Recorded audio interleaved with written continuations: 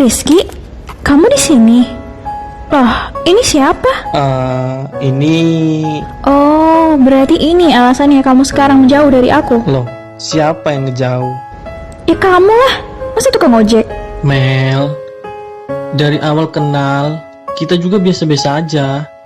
Gak deket-deket banget. Terus kita chatan, teleponan tiap malam itu apa?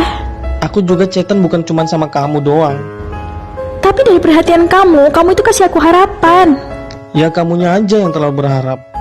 Jahat kamu ya.